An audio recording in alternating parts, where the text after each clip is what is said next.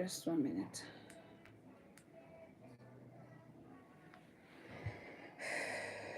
Okay. Okay, so good morning, good afternoon, good evening. Wherever it is you're joining us from, you're welcome to this live. It's going to be short, swift, precise, concise, whatever word works for you. But I just wanted us to talk a little about the things you should consider before deciding to quit your 9-to-5 job for a business. See, I'm saying this because I'm one who has done it. I've seen people who have done it. I've learned from my mistakes. Don't think that I didn't make mistakes. And I've had people share their own experiences with me as well. Many of us admire entrepreneurship, and the truth is entrepreneurship is beautiful. It's absolutely beautiful, especially when you have a guide. But the mistake that many of us do, including myself, is that we just think of a beautiful idea and we go straight on to implement it. In our minds we have the money, which is the obvious. Everybody will tell you, have money, save up some money so that you can start and scale your business. What many of us usually have in mind is have money to start. We don't think about scaling. We don't think about the continuity of that business. We don't think about the continuity of our own existence to be able to afford certain basic needs that we have. You might actually look at your salary, and maybe you have been planning this entrepreneurship journey. Let's say you've been saving for the last 3 years, 2 years. If you've saved for 2 years, man, I'll give it to you, you're a pro. Many people just save for 6 months and then they just say, oh, to hell with this job, and they leave. Something I've realized, and I try to talk to anybody who can hear me now, is that wherever it is you find yourself working, you may say they're paying you a shitty salary, but the mistake you're going to make is not to learn their work ethics. You know that moment when you are thinking, hello Daisy, that moment when you are thinking to yourself, these people are just paying me 50,000 naira. Upon that, they make me do all the work. You forget to look at their process. You forget to look at how they are making decisions. You forget to understand what is inspiring or controlling those decisions that they are making, because you are about to enter into that world. You forget that they pay you based on the outputs of the business or the profits the business is making. Some people even pay you from their own pockets. The business cannot even pay you, right? So we're always quick to just rush and say, I want to start my own thing, earn my own money, be my own boss, yada yada yada. God, I hope this thing is talking. I'm coming, just checking my mic. Okay, so we are very quick to want to be like others and just imagine that they are making so much money.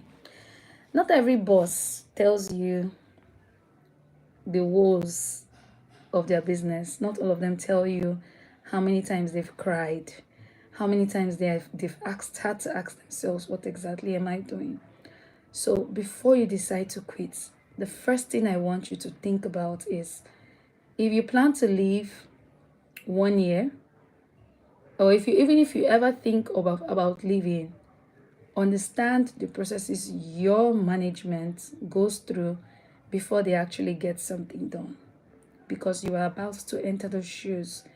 And if you don't understand where you currently are, and you just think that when you start you'll be able to figure it out, life will happen to you and you will not be able to figure jack.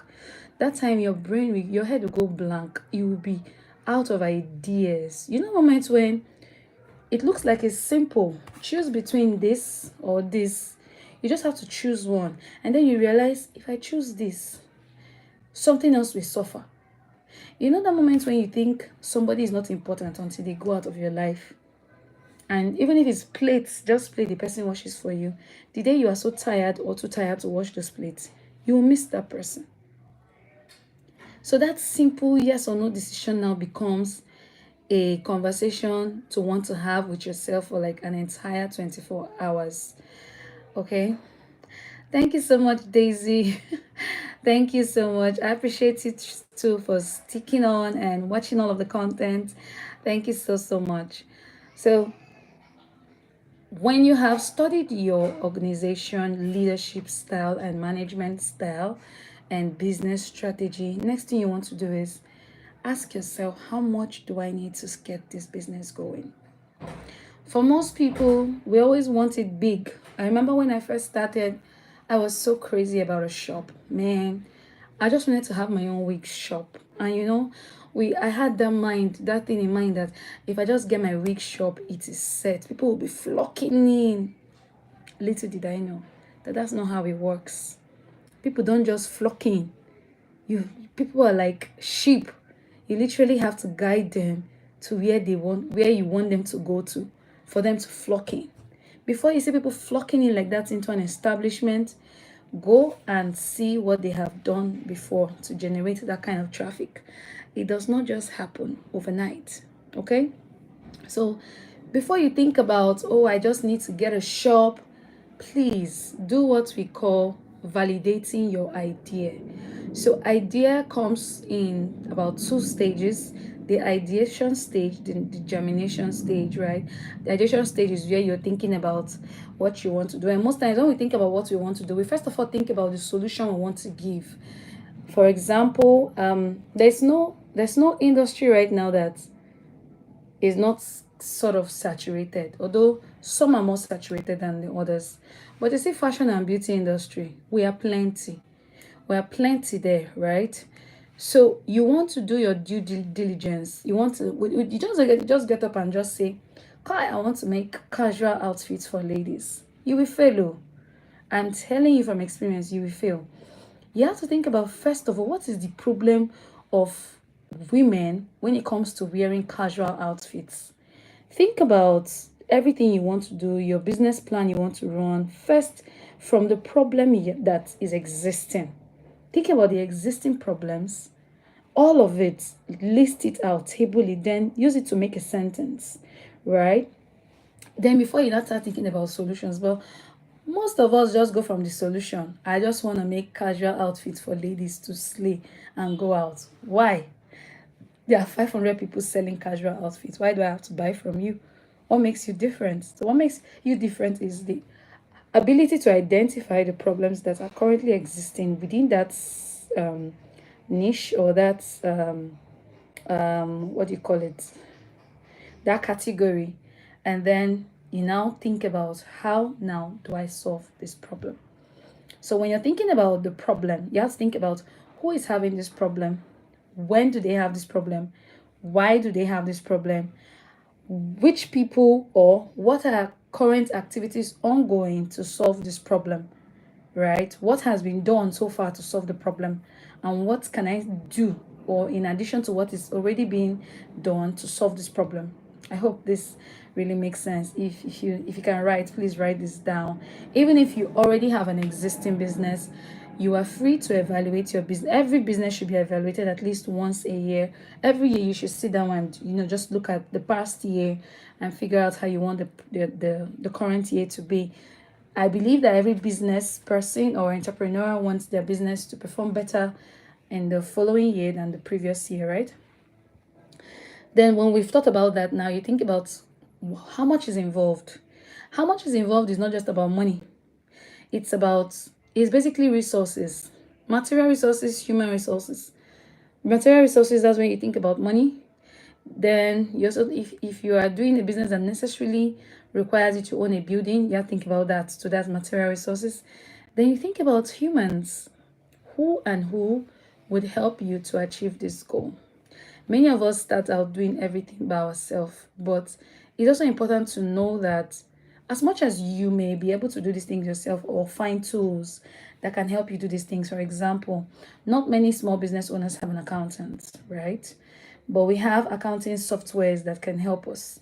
So as you're thinking about the people you need, even if you don't have the money, the why it's good to think about it is that you can then think about alternative means to get that result done.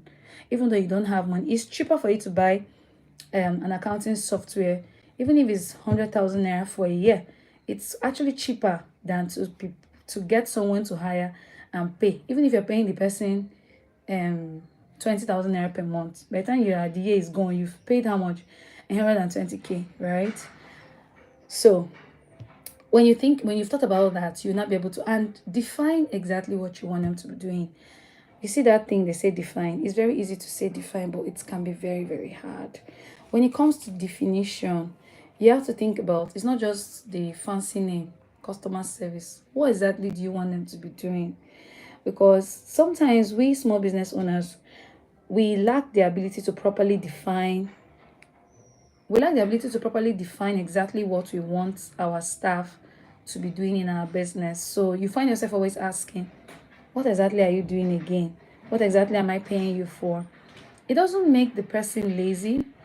It's just you not being able to get a grip of exactly what you want those people to be doing. So it now looks like you are wasting money. You find yourself always in that circle of, I'm paying 50k to Amarachi every month for customer service. I don't even understand what it is she's doing.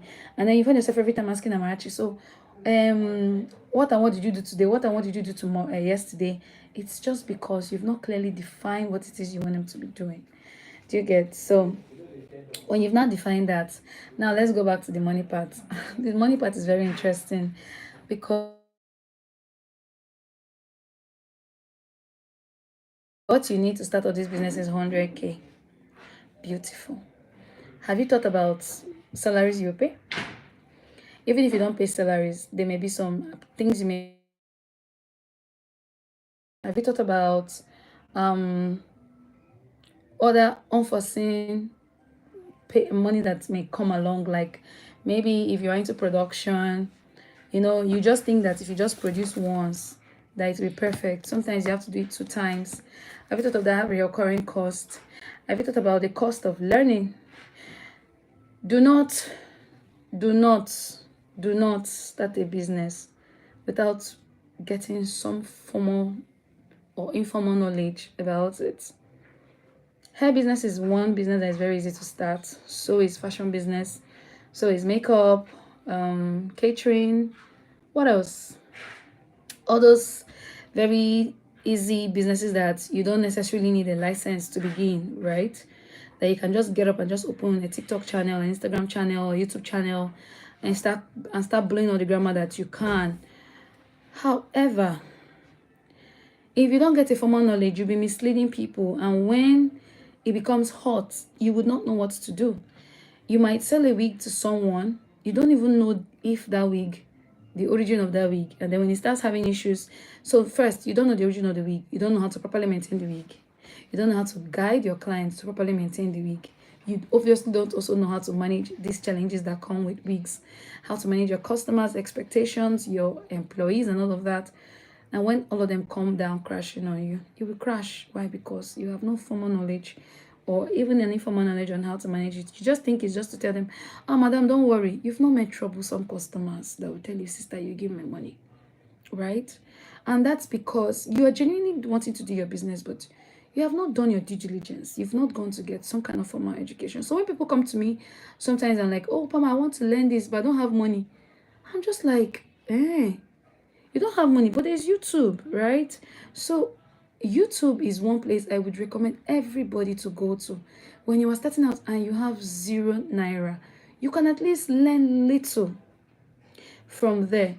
Then you can run with that little, and when you've probably gained or gotten some money, you can then come out to pay. But the obvious truth is that most times with those things we learn on YouTube, they don't prepare us for the real deal. Not everybody knows how to give you content that can prepare you for the real deal, or content that you can at least start up with and start making something for yourself. Not everybody knows how to do it. So it's like going to a school to tell a school, please give me certificates. Let me use the certificate and get a job, then come and pay you. It does not make sense.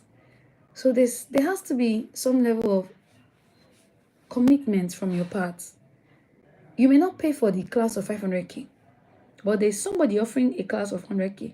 Start from there. If that one seems like it's out of reach for you, there's somebody else offering you for 50, somebody else offering you for 20. Fine, what you may gain may be little, but the point is, free doesn't always cut it all the time. Yes, you can really get some people that will going to give you something free that is worthwhile, but not everybody can do that. Okay, not everybody can do it. So when you're also thinking about money, think about your cash flow.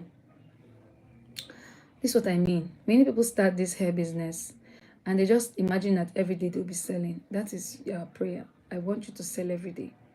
But is that what happens in reality? No. You don't get to sell every day. So what happens? Do you know that you can go months without selling? What happens when you don't sell for 3 months? You don't sell for 2 months. You don't sell for 3 weeks. How do you cope? You need to develop something called a cash flow system. The only way you understand this cash flow system is if you've ever been a student of mine. Cash flow system is where you can now sit down and say, what is that thing that can be giving me money from time to time? At least it is cash flow is like a minimum viable product that is affordable, that a huge mass of people can buy, and you'll be getting money at least on a daily basis. Even after creating that, sometimes you don't even get the money on a daily basis. But the reason you're not getting the money on a daily basis is because you've not done your marketing right. Do you see how deep this thing is going? We're just innocently talking about what? Money to start up. Then next thing we've entered cash flow. Next thing now I've gone to marketing. Tell me how you will learn all of these things from just watching free videos on YouTube. Some people would be open to share that with you. Some people would not. So before you jump in and just quit, think about all of these things. And if you were watching your organization closely before you quit, you would realize that everything I'm saying to you is everything that goes on in that organization. And then you can be able to think strategically about it and then know exactly what to do. It's a good there's a way they say it in marketing or in business, not in marketing, in business. They say, do not quit your job until until the money you've saved up is able to sustain you for at least 2 years. And for business owners, they say, do not think about hiring somebody until you're able to have their 6 months salary down. Like for the next 6 months, you can be paying them comfortably, whether they bring money or not into the business.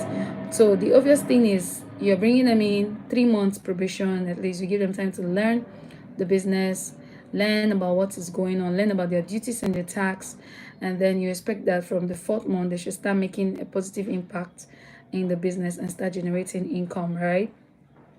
So that moment, that period that they're learning, you pay now. You pay them, right? So it's just a nice business strategy that I think everybody should imbibe, even though we don't all imbibe it. We just keep hoping that somehow a miracle will happen along the way, which it does happen. For me, it happens, right?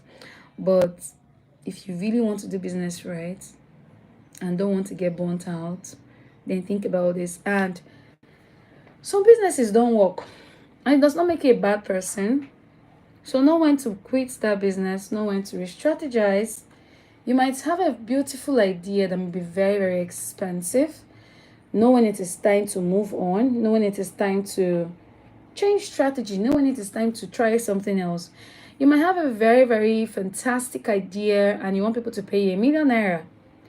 Nobody will pay you ₦1,000,000 if they don't know you. Nobody will pay you ₦1,000,000 if they cannot veto that this person knows her onions. Nobody will pay you ₦1,000,000 just because you say pay them ₦1,000,000.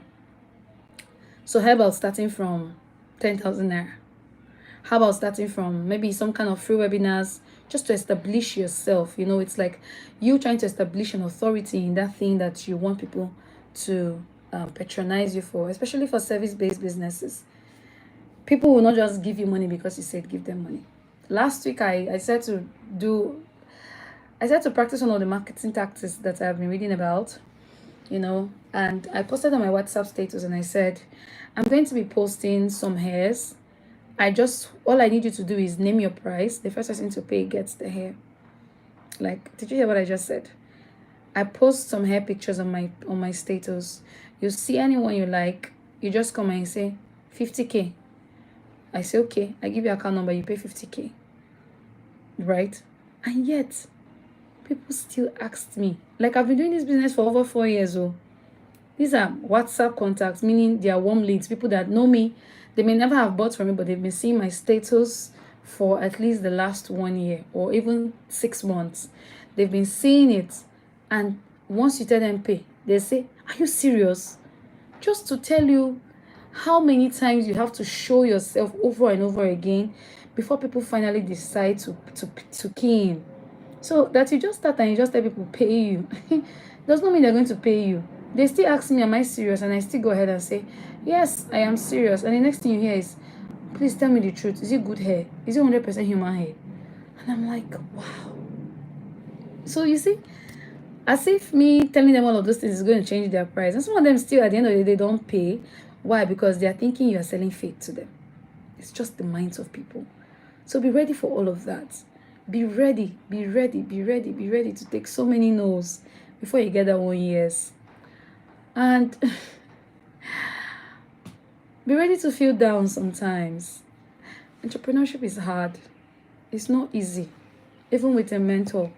The good thing about having a mentor is that you have someone to rub minds with. You have someone to guide you so that you don't make so many mistakes. You know, they say that experience is the best teacher, but better is he who learns from other people's experiences.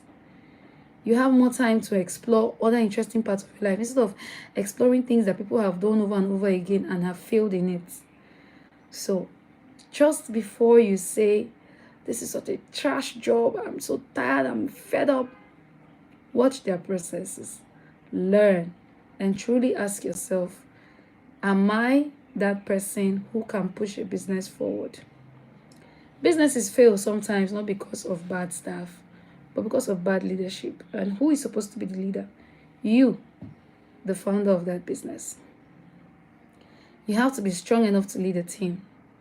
Most people will never do well as entrepreneurs. Most people do well with sets of instructions. So know your strengths. Most of us entrepreneurs too are not finishers. What I mean by finishers is we can be very big on ideas. We have the best ideas to keep you going. But when it comes to execution, we're not the best at it. So by the time you understand your strengths, understand yourself, it also helps you know who to hire. I'm very big on ideation. So when I'm hiring, I like to look for finishers. Sometimes finishers can be very expensive to get, but there's another way to go about it. Find people who are ready and willing to learn. If you can find somebody who is ready and willing to learn, you can teach the person and you can guide the person. Leadership cannot be exempted from entrepreneurship. They go hand in hand. In fact, if your leadership is bad, forget it. Entrepreneurship is not for you. And if you start it, you will struggle. Except you're ready to hire someone who is good at leadership that would now become the CEO. So check CEOs of every company. There are people who are very fast with decision making, people who can think about ideas, who can remedy a solution. Entrepreneurship is not meant for slow thinkers, for people who just sit down and just look at everything go like that. No. You have to be smart about it, fast about it, and be ready to take on opportunities. So you have to always be scouting out for opportunities. Yes. I hope with these few points of mine, and when you're thinking about leaving your job, you can think twice. What do you now do if you've left your job already? In the next episode, we'll talk about it. Thank you. Bye.